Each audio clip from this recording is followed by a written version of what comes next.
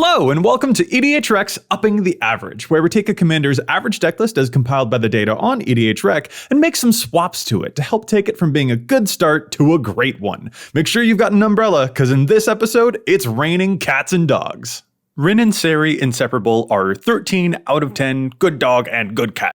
Oh, and they're also a 4-mana 4/4 Naya commander. Whenever we cast a dog spell, we create a cat token, and vice versa. And as icing on the cake, they can also pay 3 mana and tap to bite someone for damage equal to our dogs, and give us recovery snuggle life points equal to our cats.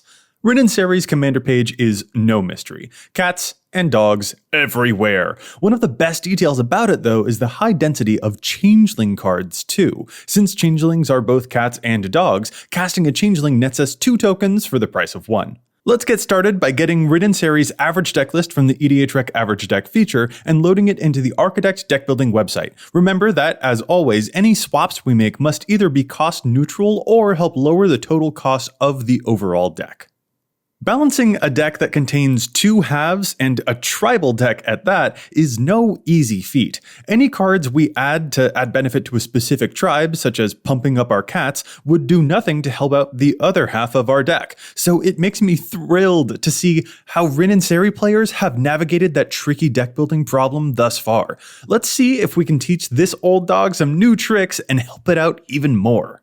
We'll help out our fluffy friends in the following 3 ways. First, we'll play a great game of fetch, and then give them some treats because they were so good. Then, after we let our fluffy friends doze in a patch of sunlight for a while, we'll get them some new toys, and also some more treats. And finally, it'll be playtime, where we can introduce even more cat dog friends to the playpen and also give them all some more treats. First up, go fetch! The most important thing that we can do for our cat-dog pair is to make sure that we give them enough space to roam. That way they really feel comfortable in our homes. Or perhaps they'll just feel like they completely own the place. The first thing that strikes me about this list is the land count. Our deck's curve is really low, but 34 lands is still a stretch. So, sadly, we will have to make an extra number of cuts to this list to make room for more lands, because we can't give our animals any well-deserved pets and scritches without the resources to play them in the first place. I know it's tough when we want to tune up a deck and add good cards, but this can't be a no-take, only-throw situation. Running through the lands real quick, I also think there's a little room here for additional utility lands, especially in these colors, who have some famously awesome utility lands available to them. So I'll add some lands, but I'll also swap out a few basics to make a little more room for cool lands that give us awesome extra payoffs. First, Ash Barrens is excellent color fixing. Then there's Kessig Wolfrun, which I love to play in any deck that I can because it is so tricksy. Wolves are basically dogs, right? Additionally, since we make a lot of tokens and fill the board with creatures, I think we could make excellent use of a Mosswort Bridge here. And finally, here's my personal favorite, Bonder's Enclave. Our commander has 4 power, so this is a nice extra place to put our mana if we're hard up for cards in hand. Now, a few of these are colorless lands, which can be risky in a 3-color deck. However, I'm inspired by the high number of signets in the mana acceleration suite we're seeing here. I feel like this is pretty rare in green decks. Green's typical ramp spells are often so effective that the full signet suite isn't the go-to for every green deck. Selesnya and Gruul signets are, famously, the least played of the 10 signets. However, their inclusion is super wise here, because of Rin and Seri's activated ability and how color-specific it can be. Since I'm adding in a few extra colorless lands here, I think I'll also therefore take the cue and add some extra filter lands that have that same signet effect. I know not everyone loves these, and your mileage may vary with them for sure, but at least in this deck, I really feel like they fit nicely into Rin and Seri's relationship with the mana base. Now, since we've added extra lands, we do have to get to cuts. The first couple of cards that stand out to me have not a whole lot to do with the main strategy of the deck. First, the Ajani Planeswalker. It fits thematically, and Vigilance isn't terrible, but it's not a huge boon to us on the strategy front when all is considered. Like, it's not a bad card, it's just not stellar either. Then there's Rhythm of the Wild. Let's be clear here, this is a good card. In a vacuum, I love this thing. But we're not in a vacuum. We're in a deck that has a lot of token synergies, and this thing doesn't work on our tokens. Sorry, Rhythm, I just want to make room for more payoffs later that specifically synergize with the tokeny aspect of our deck. Speaking of tokens, let's move right on to part 2. Whether our pets are super hyperactive or nice and lazy, something that we can do for them is to provide them with some extra toys to keep them either mentally stimulated or provide them with some extra comfort. So before we get to the different breeds of cats and dogs that could go into the deck, let's fill out the periphery of the deck by giving them some extra toys to play around with. I mean, they've been good. They deserve it. There's another thing I couldn't help but notice here that is just absolutely missing from the deck, and that is removal. We don't have any wrath effects. Some of our cats can get rid of artifacts and enchantments, but our ability to wipe the board in case of emergency is severely lacking. So once more, we can't just make one-for-one swaps across cards in a specific category because we have to make room for the category itself. We don't need to go ham, but we do need some in case of emergency buttons in this list. Austere Command and Cleansing Nova are my choices here, especially given their awesome modality and their current budget pricing. Sometimes these will help clear the field so that our creatures can thrive unencumbered by oppressive artifacts or enchantments, but sometimes they'll help us reset the board so we can get back into the game and start rebuilding. I've got another, quote, removal effect that I also want to add here, but before I get to it, let's talk about what we'll have to cut to make room for those wrath spells, specifically by lingering on those changeling cards for a second. Even casting a universal automaton when Rin and Seri is in play nets us 3 bodies for 1 mana. That's pretty exceptional. Like, seriously, can we appreciate how cool that is? This is a really important point for us because our deck is all about going wide, especially because of the extra number of Anthem effects we have among our creature suite. Those extra bodies also matter a lot for the payoffs that this deck is packing. Anointed Procession, Beastmaster Ascension, Cathar's Crusade, Impact Tremors. This deck thrives off of the extra number of bodies that we can produce. So what I'm going to focus on here for our cuts is the efficacy with which we can create a lot of those tokens, and the low mana cost at which we're able to do so. When 1 mana can create 3 bodies, it makes me turn a critical eye towards an effect like White Sun Zenith. Triple white is tough for 3 colors. This is pretty specifically a late game only spell because it needs to be making probably 5 tokens or more for us to feel like we got true value from it. And that is a lot of mana to get to that point. I don't hate the card, but I don't love it here either. Then there's also Supply Runners. 5 mana for this buff is just a little too much. We have a lot of Anthem creatures in this deck that only cost like 2 or 3 mana, so this doggo is sadly not winning best in show. Now finally, let's circle back around to that other bonus removal effect I mentioned I wanted to add in here. The cut I'm going to make for it is the card Imposter of the Sixth Pride. This is a pretty cool changeling for us, because it makes 2 more tokens when it enters. So why cut it? Well, because I want to make room for a card from Kaldheim that hasn't gotten into this average deck just yet. Masked Vandal. It has the same functionality as the Imposter, but it can also potentially knock out an artifact or enchantment for us too. This feels like a really clean swap right across.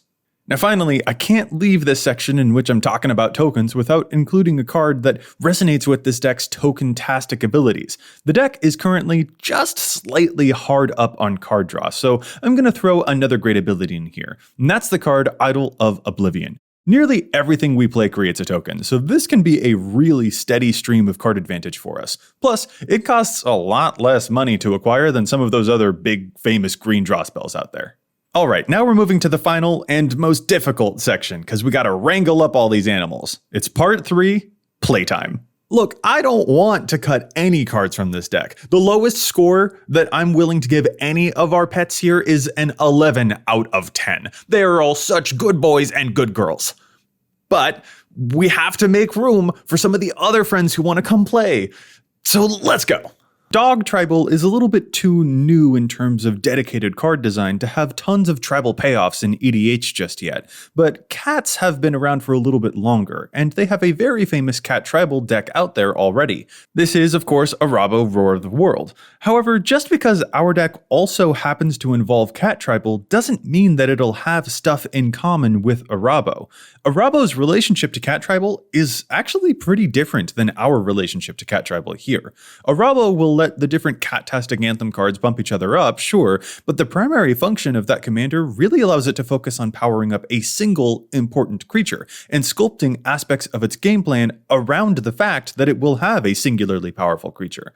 Rin and Seri isn't quite the same as a Rabo, though. Ours is almost exclusively a go wide deck, so we aren't as invested in cats or dogs that go tall rather than wide. This has kind of left us in a position where we have to examine the true functionality of each cat or dog card that we could play, especially when compared against a changeling card that could net us 3 bodies on the battlefield instead of just 2.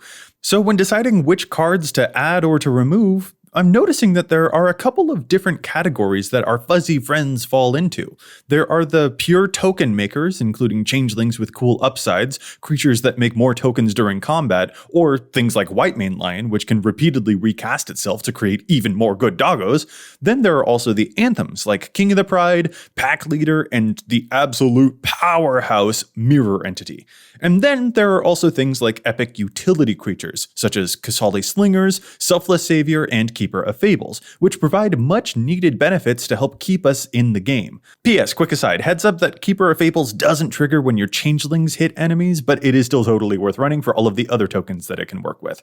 Anyway, with the knowledge of what types of creatures that benefit us most in this list, the token makers, the anthems, and the utility creatures, I feel like when we're looking to make improvements to the deck, we have to be critical about the creatures that don't fit into any of those categories. So some of the biggest standouts to me here are therefore things like Ajani's Pridemate and Felidar Sovereign. These are probably intended to synergize with Rin and Seri's possible life gain ability, but that ability isn't going to do enough to carry these effects. Ajani's Pridemate in particular just makes itself bigger, but it doesn't do much to amplify the rest of the team. So in our deck, these would kind of just be grumpy cats. Speaking of which, Bronzehide Lion and Fleecemane Lion also don't fit nicely into the categories we're looking for. Fleecemane in particular is again a little too self-focused. Bronzehide I actually really do enjoy in concept, but unfortunately not in practical gameplay. The times that it would die, I've noticed, are also the times when everything dies, so it can't come back to enchant anything. I get why it's here, I just couldn't really make it happen myself, and I feel like we can add in more reliable cats and dogs later on. These ones are just a little too distracted when we aim a laser pointer at the floor. And remember, we added extra lands earlier, so I do have to make extra cuts here to make room for the cards I think this deck needs. So this means we have to start making the really agonizing cuts. And, well, I'm also tossing out Adorned Pouncer and the Prowling Serpapard. This again feels like a good time to mention the Arabo thing. These cards can be especially good in a deck that empowers individual creatures, but Rin and Seri aren't as invested in that strategy. If our creatures are going to make us just one token, their abilities should serve the good of the group. Pouncer can do good damage, and y'all know I love any ability that can bring something back out from the graveyard, but I just haven't been wowed by its output, especially when using a changeling that provides another body on the battlefield can bring us so much added benefit from our utility or anthem cards.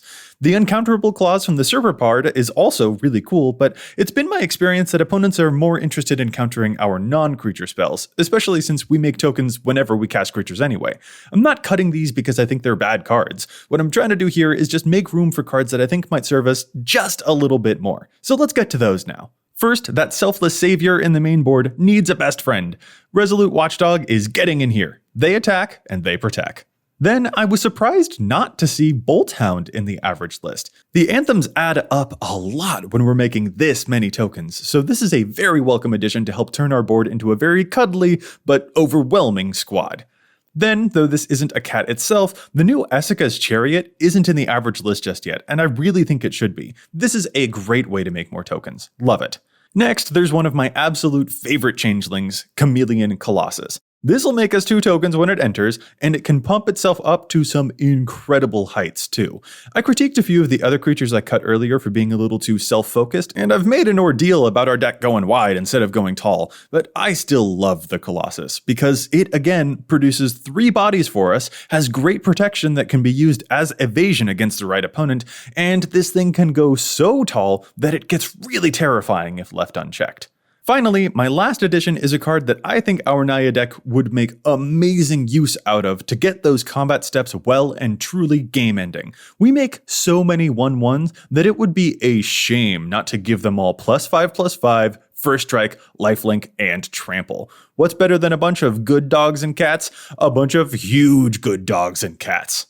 You know, I think that ought to do it. Our deck is nicely groomed and ready for playtime. You can find the link in the description below with the cuts in the maybe board. I hope you've enjoyed this time with Rin and Stimpy. I mean cat dog. I mean Rin and Seri. And if you have any other treats that you want to share with your fellow Rin and Seri players, make sure you leave those suggestions in the comments below. Tell your pets I said hi, and thanks for watching.